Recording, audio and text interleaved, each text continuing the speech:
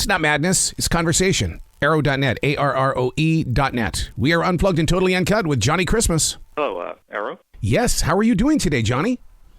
I'm doing great. How are you? Absolutely fantastic. And I right from the very beginning, man, what a brilliant name you've got, Johnnie Christmas. You live with Christmas every single day. Look who's talking, man. Your name's Arrow with an E. Yeah, fantastic. That's just entertainment, though. I mean, that's the real name. We're not going there. Well, I'm John Christmas, but you still have the Christmas in there. That's right. Writing a book like this, first of all, I can really truly relate with it because my granddaughter's life changed because of swimming. So in reading this story, it was like I was living her life all over again. Wow, that means a lot. Thanks a lot. Trying to get that across is really a thing. So I'm so glad that came across because I really wanted to put the readers right there, right in it. Well, in the feel there. You go into detail, is what you do. I mean, with the belly flop, and I mean all the way through to where she gets on the team and everything. I mean, you take it one step at a time. I mean, were you associated with swimming teams and stuff like that? Is that how you got so close? No. Actually, when I was a young person, I almost drowned. So I was very. My life was very anti to water. Slowly, as I got older, I get closer and closer in taking in classes to get back there. But just being just observing it as an extreme outsider, as someone who had a fear of it, heightened the observation of what it is. And then also I had a lot of great help from, I spoke to a swim coach, Greta Bond, out of a town in Florida. She was very generous with the time and gave me a lot of pointers and a nice long interview, and a competitive swimmer who was a middle school competitive swimmer who taught, answered a bunch of my questions and gave me the insight of what it is to be a competitive, teen girl swimmer, which was just measurably helpful. To be the illustrator as well as the author of the story, what comes first, the chicken or the egg? It's so funny. I've thought about that over the years, and it is the word, which is strange because I thought it would be the drawing even for myself, but it always comes down to the word. But with swim team, since it was born out of a personal experience with almost drowning as a kid. There's a scene in the book where Bree almost drowns, and where she's underwater, and it's almost like the book was built in two directions, coming from that point in time, bleeding forward and leading backward, because that's kind of where the genesis of my own sort of personal mythology comes from. Everything kind of points back to that center, So with swim team, it was very visual in that sense, and then the words started to proliferate out of it. So it was unusual in that way, but in most cases, I do get flashes of images, but then the story comes to me in terms of words, just like, big soup of words, and then I go in there and I have to chisel away, like Michelangelo's David. You get a big block of marble, and you're like, what is this? And then I chisel away and try and find form and shape and line out of it. One of the touching points and one of the very relatable points in the story is the way that when Bree is swimming, the voices in her head, the voices of doubt, the things that the challenges and stuff like that. I really think that a lot of YA readers are going to look at that saying, I live this every day, where I have these voices that take me on. Yeah, I really wanted to have and at certain points they get bigger, and the clouds.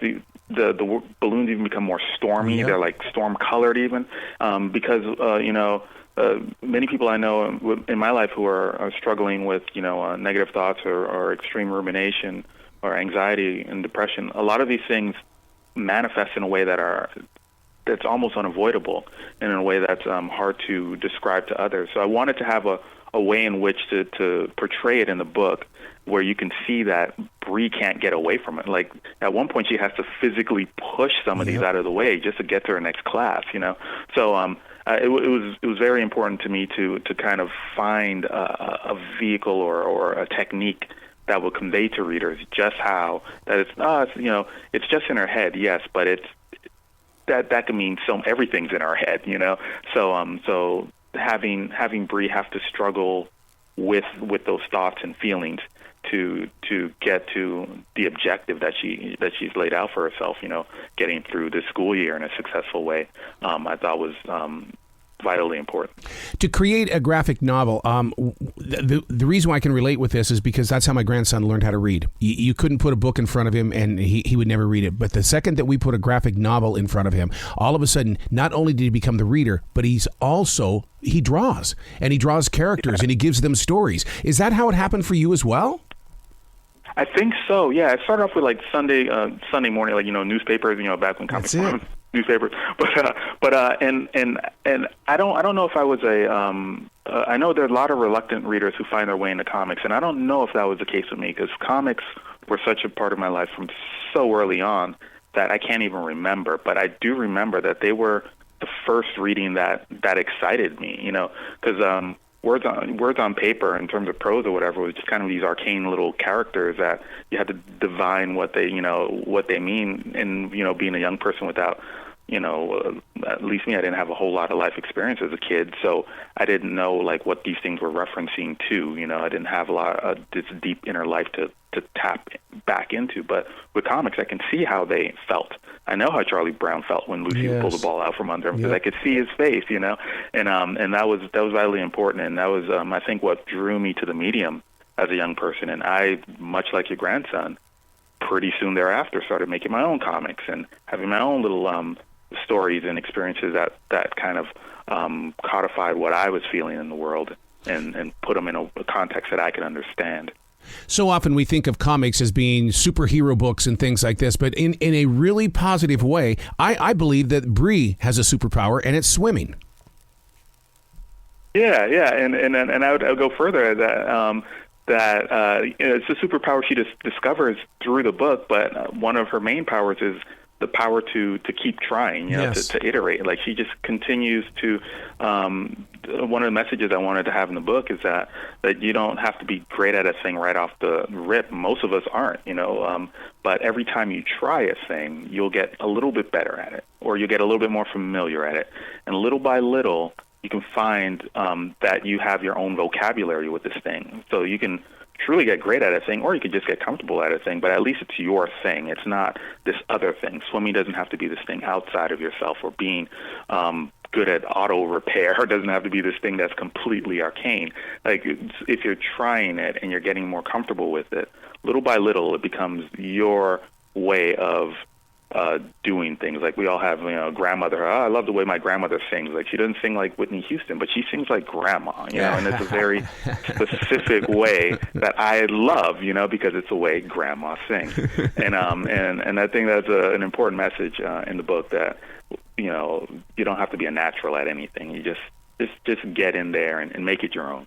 That's the way we live our black belt life in martial arts, is the fact that, I try to get those students to understand that you're going to learn more by being on the edge of the mat and not on the mat. And they go, why? Because you're going to see your mistakes in other people. And that's and that's the one thing that Mia learned when it came to swimming and stuff like that. Her confidence grew, and her courage and diving in that water. And that's why this book is so true to my heart.